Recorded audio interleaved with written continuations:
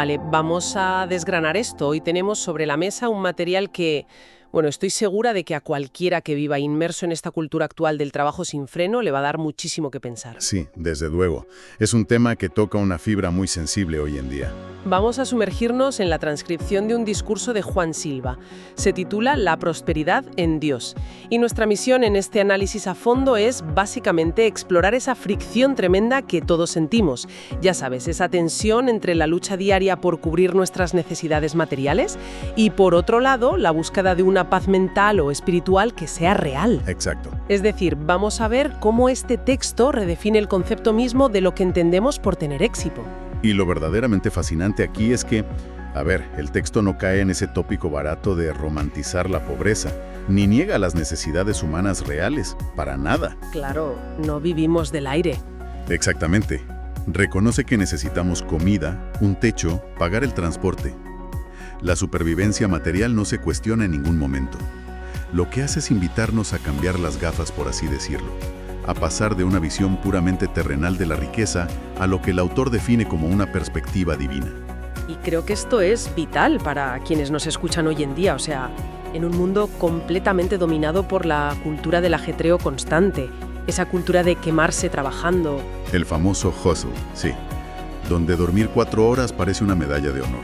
Madre mía, total.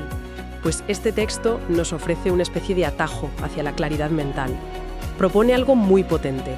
Y es que la prosperidad material, si no va acompañada de salud en la mente o en el alma, en realidad es la forma más pura de escasez. Totalmente de acuerdo. Y partiendo de esa validación de que nuestras necesidades básicas son legítimas, el análisis que hace Silva nos lleva directamente a examinar cómo ese deseo, que es natural, se puede distorsionar fácilmente. Sí. Y lo hace con ejemplos muy concretos. A mí me llamó muchísimo la atención cómo utiliza el pasaje del Evangelio de Mateo, el capítulo 4, sobre la tentación de Jesús en el desierto. Ese detalle es clave, fíjate. En ese relato, Satanás le ofrece a Jesús entregarle todos los reinos del mundo, a cambio de una sola cosa, que es la adoración. Vamos, lo que viene siendo el atajo definitivo hacia la riqueza. El atajo por excelencia, o sea, tenerlo todo sin pasar por el proceso. Y Jesús lo rechaza apoyándose en el libro de Deuteronomio. Lo que Silva extrae de aquí es que ese atajo material, cuando implica comprometer tus principios, es una trampa. Ya. Y hablando de trampas, luego está la advertencia sobre la tierra prometida, que me pareció brutal. ¿Ah, sí? Un concepto central en este discurso. Porque claro, la tierra prometida suena genial. Un lugar que fluye leche y miel, donde los frutos ya están listos para que los cojas sin esfuerzo. La comodidad absoluta. Exacto. Pero el peligro real que destaca el texto surge precisamente cuando las personas consiguen todo eso. Consiguen sus casas, sus comodidades y deciden invertir los papeles. Se olvidan del origen de esa prosperidad. Claro, convierten a la riqueza misma en su Dios y se olvidan de quién les dio la capacidad para crear esa riqueza. Es como, imagínate que te pasas la vida subiendo por una escalera con muchísimo esfuerzo, sudando la gota gorda, solo para darte cuenta al llegar arriba del todo de que estaba apoyada en la pared equivocada. ¡Qué buena imagen! Es que es exactamente esa sensación de vacío. Pero, aquí te lanzo una pregunta que seguro que mucha gente en la audiencia se está haciendo ahora mismo. ¿No es algo completamente natural como seres humanos querer vivir mejor y buscar esa abundancia sin sentirnos culpables a cada paso? Pues si conectamos esto con el panorama general de lo que plantea Silva, la respuesta es que el problema jamás es la abundancia en sí misma. Vale. El conflicto no es tener cosas, el problema radica en la fuente de nuestra devoción. El texto pide a la gente que mantenga a Dios como su primer tesoro, que recuerden que Él es, y cito casi literal, el dueño absoluto de la plata y el oro. Ya, es una cuestión de jerarquías. Evitar que la búsqueda de lo material reemplace la relación espiritual. Justo, porque cuando la provisión temporal se convierte en el jefe, por así decirlo, cuando la priorizamos por encima de todo lo demás, la cosa se complica mucho en la práctica. Cruda sobre esto, que es el tema de las iglesias vacías. Sí, Silva utiliza esa imagen para ilustrar la ansiedad económica. Describe cómo la gente está buscando la provisión fuera de sí mismos o de su comunidad espiritual. Trabajando horas extras todos los domingos, por ejemplo. Exacto. Siempre hay una necesidad apremiante que justifica no parar jamás. Están buscando fuera una provisión que, según sus propias creencias, ya está prometida dentro, en la palabra. Y esto enlaza perfectamente con el relato del joven rico, del Evangelio de Marcos, ¿verdad? Un ejemplo de manual para entender este apego. Hablamos de un joven que guardaba todos los mandamientos desde pequeño. O sea, un ciudadano absolutamente ejemplar. Totalmente. Pero el texto cuenta que se marchó afligido cuando le dijeron que dejara sus posesiones. Y se marchó afligido porque tenía muchísimas posesiones materiales y literalmente no pudo soltarlas. Sus posesiones le poseían a él, más bien. Así es. Su identidad entera estaba fusionada con su dinero. Y aquí es donde el texto recalca la famosa idea de la imposibilidad de servir a dos señores, del capítulo 6 de Mateo. Simplemente no puedes servir a Dios y a las riquezas al mismo tiempo. Uno de los dos acaba mandando. Entonces, a ver, ¿qué significa todo esto en el fondo? Porque quiero pedirte una aclaración crucial en nombre de quienes nos escuchan. ¿Debemos entender entonces que este análisis considera que el dinero o la riqueza empresarial son algo inherentemente diabólico o malo por naturaleza? Pues esa es la trampa en la que cae mucha gente al leer estos textos, pero la respuesta es un rotundo no.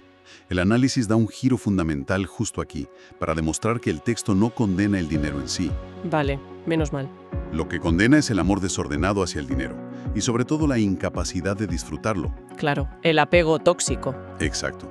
De hecho, cita la tercera epístola de Juan para demostrar que la prosperidad es algo súper deseado y totalmente válido. Pero siempre y cuando vaya de la mano con la prosperidad del alma, ¿no? Eso es. Y para ilustrar cuando esto falla, utiliza un contraste brillante del libro de Eclesiastés. Presenta dos figuras. El primero es el clásico hombre solitario y adicto al trabajo que amontona riquezas sin descanso.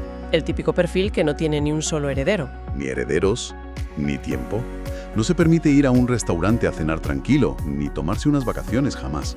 Es una máquina de acumular. Y frente a este, presenta a un segundo hombre. A este individuo, Dios no solo le da bienes materiales, sino que le otorga algo vital. La facultad divina para disfrutarlos. Exactamente. El texto de Eclesiastés dice que si falta esa facultad para disfrutar, la riqueza es mera vanidad y un mal doloroso. Y al final, la terminan disfrutando los extraños. ¡Madre mía! O sea, es como si te invitaran al banquete más lujoso del mundo, un restaurante de 5 estrellas con todos los manjares que te puedas imaginar. Menudo festín. Sí, pero imagínate que por alguna enfermedad rara hubieras perdido por completo el sentido del gusto. Quiero decir, ¿de qué te sirve el banquete si no puedes saborearlo en absoluto? ¡Qué gran analogía! Es exactamente eso. Y esto plantea una pregunta importante sobre cómo funcionamos. Tenemos este patrón humano, esta creencia, de que más siempre es mejor. Total, si tengo un coche, quiero 2. Si tengo una casa, quiero una mansión. Pero el texto nos recuerda algo muy pragmático. Al aumentar los bienes, también aumentan exponencialmente los acreedores. El recibo de la luz, el mantenimiento, los seguros. Exacto. Las deudas crecen y te dejan exactamente igual de ansioso o más que cuando tenías menos. Por eso el autor menciona el peligro de la prisa. Ah, sí, la historia del hijo pródigo. Ese es el mejor ejemplo. El chico que exigió su herencia prematuramente. Quería el dinero rápido, sin tener a Dios en sus pensamientos ni madurez para gestionarlo. Y terminó deseando comer la comida que le daban a los cerdos. Ya ves. Y es que es un desastre. Esto se refuerza con el libro de Proverbios, que advierte que los bienes que se adquieren deprisa al principio no serán bendecidos al final. Y la primera carta a Timoteo, que siempre se cita a medias, la raíz de todos los males es el amor al dinero, no el dinero en sí mismo. Efectivamente. Entonces, si la búsqueda obsesiva de riqueza rápida solo nos trae deudas y una ansiedad terrible, el análisis se mueve hacia la solución. Hacia la alternativa que nos ofrece el texto para encontrar una seguridad de verdad. Así es. Y la alternativa es la sabiduría. El autor contrapone directamente el dinero con la sabiduría. Reconoce abiertamente que el dinero es un escudo válido. Claro, o sea, el dinero paga el alquiler, paga la luz, da de comer a tus hijos. Es una defensa necesaria en este mundo. Pero basándose en Eclesiastés y Proverbios, establece que la sabiduría otorga vida a quienes la poseen. Sus frutos valen muchísimo más que el oro fino y las piedras preciosas. Porque la sabiduría te dice cómo usar ese escudo sin que te aplaste su pomo. Exacto. Te da el equilibrio. Y esto nos lleva a la exploración del capítulo 6 de Mateo, al concepto del fin del afán. el antídoto definitivo a la preocupación material. Eso es. El texto menciona cómo las aves del cielo no siembran ni recogen en graneros, y aún así siempre son alimentadas. Y los lirios del campo. Aquí es donde la cosa se pone muy interesante, de verdad, porque el contraste visual que hace el texto es de locos. O sea, nosotros nos estresamos hasta enfermar por conseguir ropa de marca o por aparentar cierto estatus ante los demás. Una ansiedad puramente estética y social, sí. Y el texto llega y señala que un simple lirio en medio del campo, que crece salvaje, desborda muchísima más gloria que el mismísimo rey Salomón en toda su majestad. Y estamos hablando del rey más rico de la historia. Es un golpe a nuestro ego espectacular. Y culmina con ese concepto vital de buscar primero el reino de Dios con la certeza de que Jehová Jireh, que significa el Dios proveedor, añadirá todo lo demás. Es una invitación a soltar el control absoluto que creemos tener. Bueno, para ir haciendo una síntesis para nuestra audiencia sobre todo esto, creo que el núcleo de esta exploración es bastante claro. El texto de Silva nos enseña que la verdadera prosperidad no es, ni de broma, la acumulación infinita de posesiones que nos mantienen atrapados en una rueda de hámster y llenos de ansiedad. Desde luego que no. Eso es una cárcel dorada. La verdadera prosperidad es tener la sabiduría para ordenar nuestras prioridades. Es tener esa paz que sobrepasa el entendimiento cuando vienen las tribulaciones. Y sobre todo, esa facultad divina de la que hablábamos para poder sentarnos y disfrutar plenamente de lo que tenemos hoy. Totalmente. Y para despedir este análisis, me gustaría dejar a la gente con una reflexión extraída de un detalle sorprendente del texto que no hemos debatido en profundidad antes. Uy, a ver, cuéntame. Es la mención a la maldición de Josué. El texto narra cómo Josué, tras destruir la ciudad de Jericó, prometió que quien intentara reconstruir sus cimientos lo pagaría con la vida de su hijo primogénito, y quien levantara sus puertas perdería a su hijo menor. Madre mía, qué historia más oscura. Pues resulta que, capítulos después, alguien ignoró la advertencia, lo hizo, y la profecía se cumplió exactamente tal cual. Tela. Final para nosotros.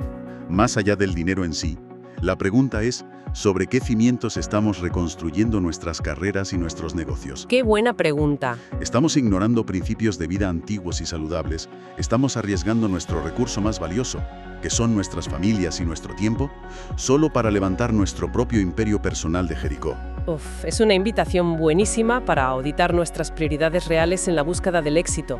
Y creo que con esa idea nos vamos a quedar hoy. Muchísimas gracias por acompañarnos a desgranar este material tan profundo. Ha sido un placer como siempre. Nos escuchamos en el próximo análisis a fondo. Hasta pronto.